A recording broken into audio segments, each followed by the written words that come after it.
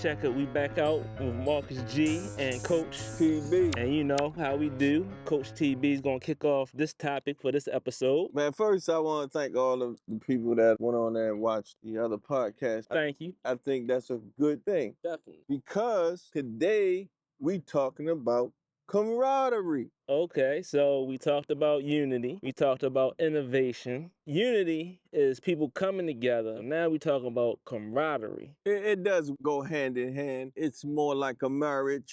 Mm-hmm. Both of them are necessary. So this is more like after you come together. Think of it as glue. Okay. So the camaraderie is the glue that's put onto the unity. To the unity. That's why I thank them for checking those podcasts out, because we need them in order to get the message out there. They can spread it, they can share it. We bringing this information to them for a specific reason, so that they can get some understanding and some clarity on the business aspects, if you will. So today we're going to talk about bonding. So they're going to bond with us as the podcast grows. They're going to bond. So we're going to bond. Yeah. Okay. Well, I'm putting the glue on us. Glue it together. Put the glue on us. So we can stick together. Because camaraderie is the backbone of success, actually. Oh, yeah? Yeah. Okay. People spend a lot of their lives working and not so much time spent with the family. Ooh. Enjoying a workplace is a must. Okay. So you have to have that camaraderie inside that workplace in order for it to work. Not be antisocial. Today, we talking about camaraderie. Coming together, being on the same page with the same goals in mind, trying to get that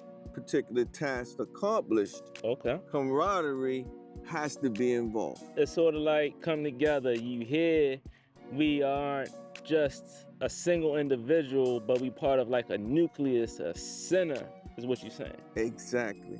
Okay. Now, you're thinking of staff members. You got to put together a team to allow scaling to come into existence in a business, because the most important thing in a business is that you want to scale. Okay. So you start from one point, from A, and then you make it to Z. Okay. You consider scaling when you're moving along that timeline.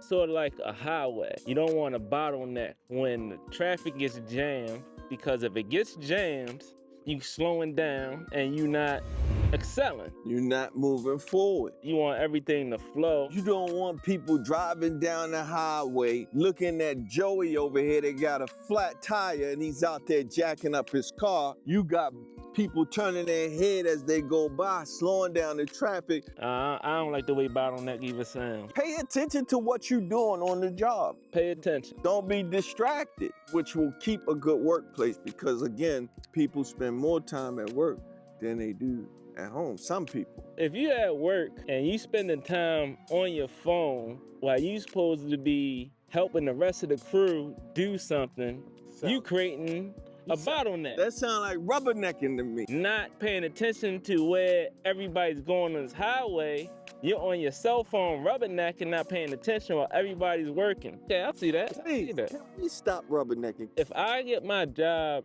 done a little bit faster and a team can move. So if you ever traveled overseas and stuff like that, they do things way differently in the work culture. I'm not saying that they're better or worse, but it's something to take note of and understanding, because really is about productivity and efficiency. That's right. So regardless of how many work days they have or what kind of business they run over there, camaraderie is necessary to be successful in business, because it plays a pivotal role in building success. You need camaraderie. I was reading this article about it. It was talking about maintaining and sustaining a profitable business is an art. Ooh. Because there is no one way to run a company. However, leadership and management must keep a team moving in the right direction, because it is a constant effort to get that done. Time is a precious commodity. Efficiency is a paramount, as you know. Mm-hmm. The significance of camaraderie within the workplace often goes overlooked, yet it is camaraderie that forms the backbone of a truly successful business. Okay. People dedicated to the business is significant. They give a portion of their lives to the workplace, often spending more time with colleagues than with family and friends. The quality of the workplace environment becomes very important because it directly influences the employees. Subconsciously, they know they're spending more time at work than with their family members. Therefore, the workplace have to be at a certain state in order to keep the camaraderie going. Basically, you're saying is that you want to create a workplace for everyone to enjoy the work that they do so that you don't create bottlenecks. I guess the situation of really finding your place within a cohesive society. That's ultimately what success of the company depends on. Otherwise, your scaling ability will be diminished. I've seen this a lot happen as being someone in IT, working in Fortune 500 companies and seeing a high turnover. I used to do a lot of access control, shutting down people's emails,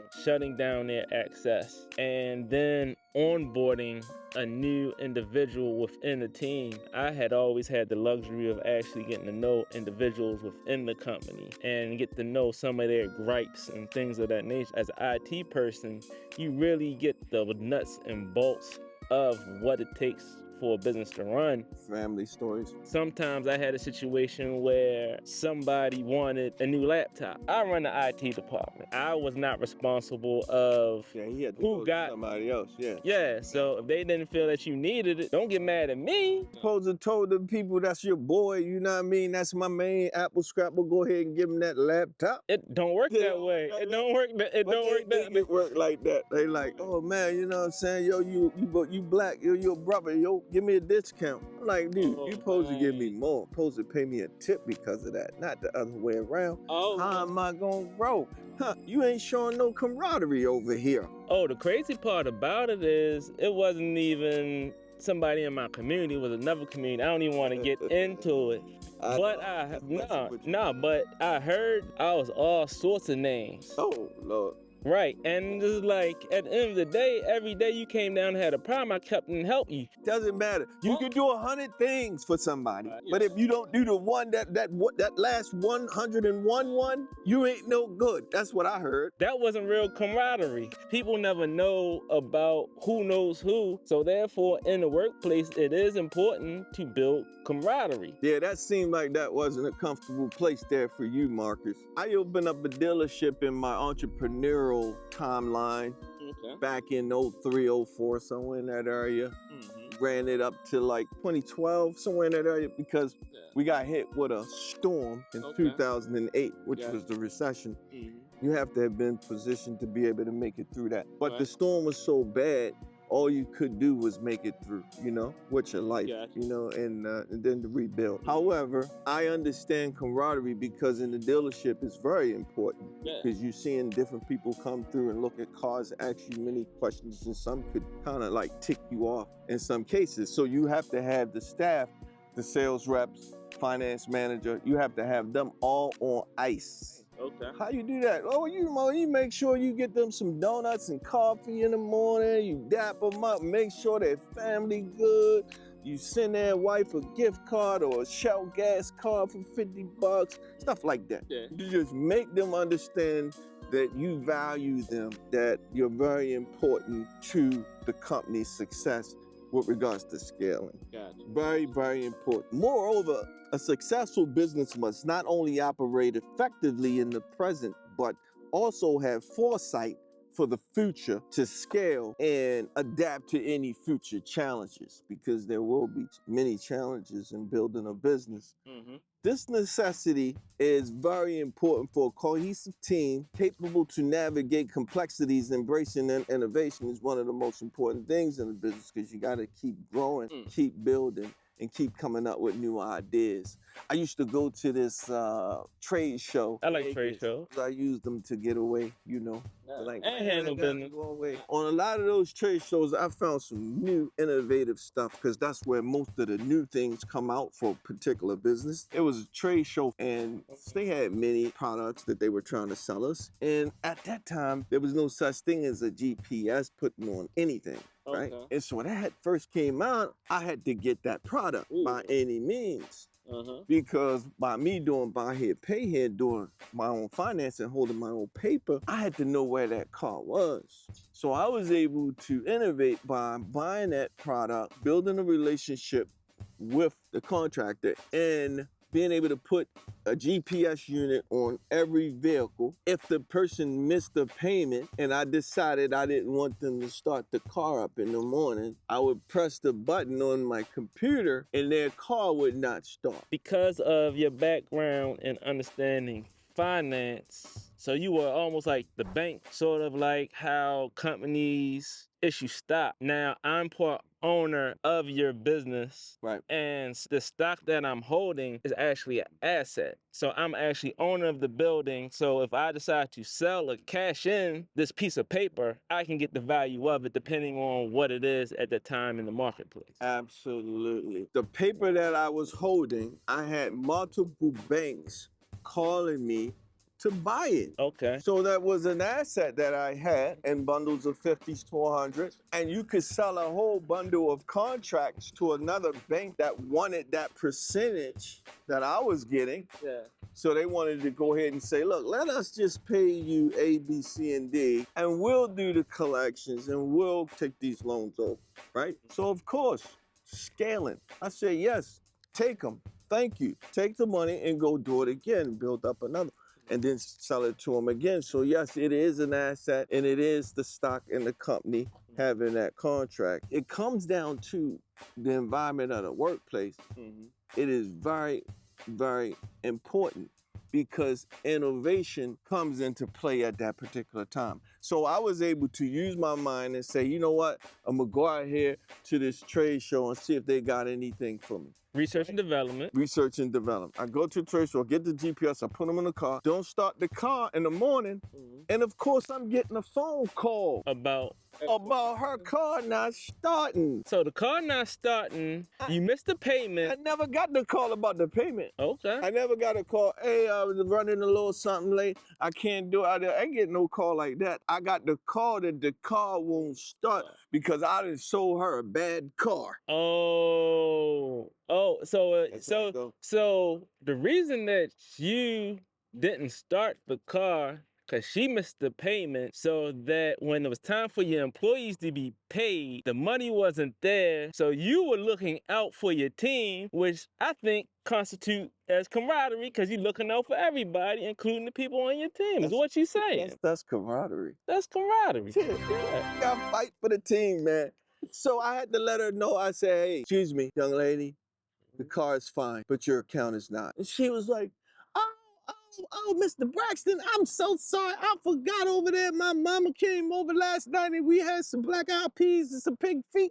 And then she giving me all these stories. Oh, and I'm not like, the hold on. pig feet. I'm like, hold on. The pig feet. Hold on. Miss, when will you have the payment in is all I need to know. So, Mr. Braxton, I'm so sorry. I'll send it to you later on the day. I'll come by there and I'll give it to you later on the day. I said, okay, click, go ahead and start your car.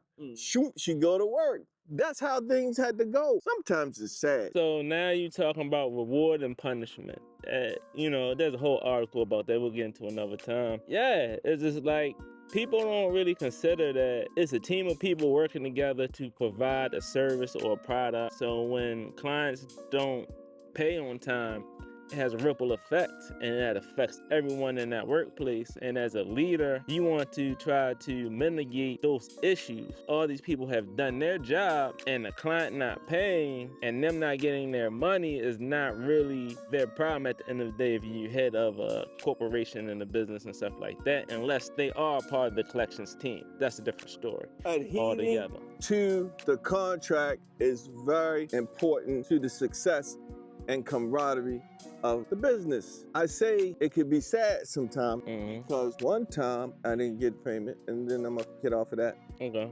She was at the cemetery and she was in the line. Ooh. And I had cut the car off, so when she went to go visit the body and come back, the car didn't start, so she was holding up the whole line. Ooh, woo. That's why I said sometimes it's sad.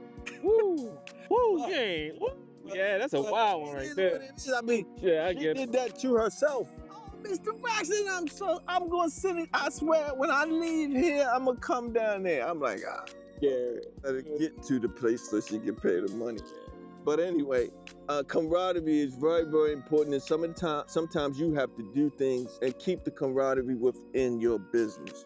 Very important. This article goes on to talk about leadership and management, which we was just talking, how it plays a pivotal role in steering a ship towards success. It is our responsibility to cultivate the culture of camaraderie, where collaborating, communicating, and mutual respect are the norm. Effective leadership understand that their team is their greatest asset and they invest in nurture talent, fostering personal growth and building strong interpersonal relationships. When I told you how I would make sure that I check on their wives, their kids, sometimes, have little cookouts and have them over and make sure you have a relationship with not just the employee, but the employee's family as well. Sustaining a profitable business is akin to an art form, once again, requiring continuous refinement and adjustment in an every involving marketplace, staying ahead of the game. You talking about a marketplace. So now you talking about the change of leadership within a company. Can that affect the stock price? Yeah, of course. Depending on that leader of that particular company, if people that bought the stock has full confidence in the CEO of that company, and that's one of the reasons why they bought the stock. If that leadership changes, then they will pull their funds from that stock, which will cause the stock to then go down. And that when I come in and short it and make money on the way down. Okay, so if a great leader leaves a company and joins another, could that make that new stock possibly go up and down? Vice versa, you're correct. It will. Okay. And they had confidence in him. This just happened with Disney. But they have confidence in this particular guy, right? Let's talk about Disney because one guy retired. He took Disney to new heights. Okay. He retired because he was there for, I don't know, 35 years or something. He was there a long time. So it was okay. It was good for him to retire. So most of the shareholders understood that this man is retiring and he's going to put in his predecessor, meaning he's going to pick the individual to take his place. So if I got confidence in you, I'm going to have confidence in who you pick. If a great leader is about to step down and they announce their predecessor, that could actually drive a stock up too, right? Depending.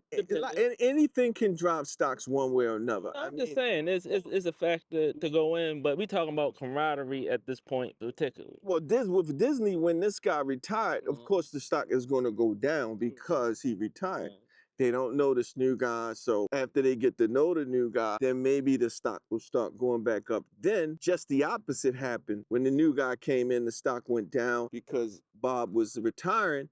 Next thing you know, it continued to go down. So, okay, I want to bring this full circle at this point because recently Microsoft had a big debacle. Oh, yeah. According to what I understand, that basically, if you're in IT, it is a great opportunity there because a lot of computers could not be remotely rebooted, and you actually had the IT to go and fix this. Therefore, some heads are going to roll on this debacle. That camaraderie of that company is really about to be tested. In the article, it told you have to be ready for unforeseen challenges. And that was a big unforeseen challenge to work through as a company. These things do happen. So it really depends about how your team actually handles that because people may jump ship. Some people now, we're a great company, we want to work through this and we want to figure it out. Now, as a leader in that point, you have a real issue on your hand if you have not built camaraderie with your team because now everyone is pointing fingers at each other who did what and who problem it was. That sounds like that can create a bottleneck in fixing the actual issue. Building camaraderie is very important in a company, especially if you want to scale to new heights. Even taking a company public, before you are able to do that, you have to have mastered building camaraderie. You mentioned the debacle that Microsoft just had. I heard about it.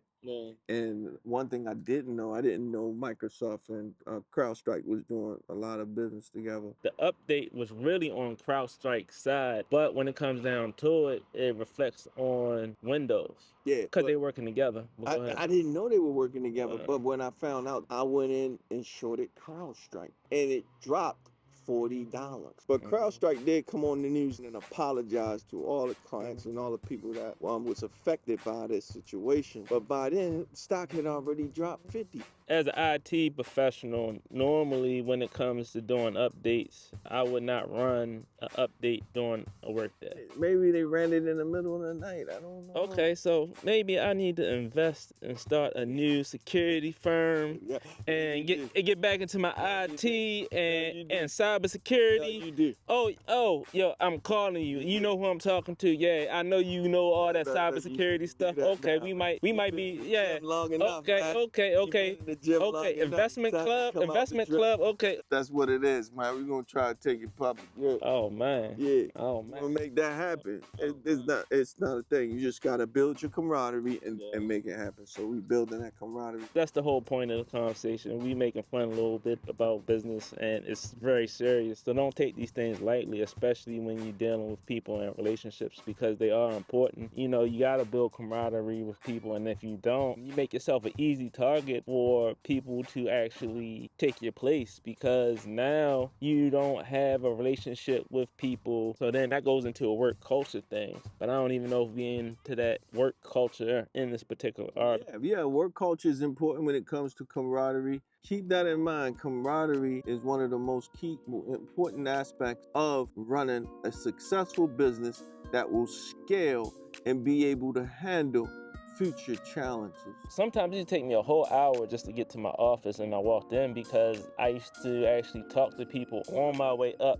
to the office, and sometimes people would pull me aside and I'll be fixing things and I hadn't even dropped my bag, and I used to walk from back of the warehouse, and my office was actually in the front where the CEO and accounting was. I built such a rapport with people. When they had an issue, they called, they knew I took care of it. You know, you can't please everybody within the workplace, so you're going to have some people who aren't really into the camaraderie, but they may do their job very well. And I'm not saying that you have to be buddy-buddy with the people in your workplace, but you should have some type of camaraderie, some type of professional etiquette and relationship with people. If you understand and respect each other, I think a certain level of camaraderie is there, because now you respect my position, I respect yours. We're going to come together as a team and a unit and knock this out. It's also good to build camaraderie, because you never know who may end up being that CEO of that company, who may end up leaving that company and going somewhere else, and be like, you know, this person that worked there, let me reach out to them, see if they're still working there, or if they're not working there anymore, would they want to come and join my team, because we work so well together and they'll be an asset. Building camaraderie goes way beyond just being in the workplace, because these people are there, and hopefully they elevate and move different places within the world and get into better positions. So now you have the situation where somebody can come along and be like, you know what, I'm getting ready to leave, but I don't want to leave my team hanging. I know this cat over here, let me go grab them. Networking. Now you didn't leave your team hanging in a place where they feel like, now I got to take up all this person's work, or now I got to train this new person. There's a bunch of different dynamics when it comes to building a business and interpersonal relationship.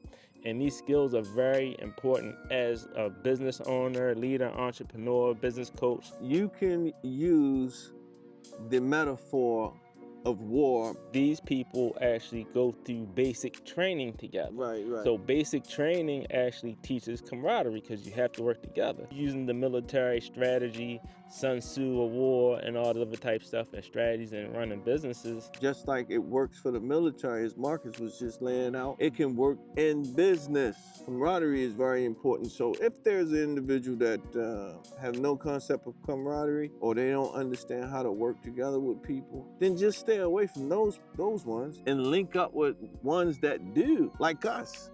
So I'm Coach TB, and here's the play for today. Like, share, and subscribe to this, because when you subscribe, it helps the algorithm. We need y'all to like, share, and subscribe. We appreciate that. Stay tuned, stay linked in, and be our comrade. Brought to you by Mavo and trading from behind the 8 ball. We out. And what else? About. That's what I'm saying. We out and about it. And about. In the streets and in cyberspace. Stay tuned.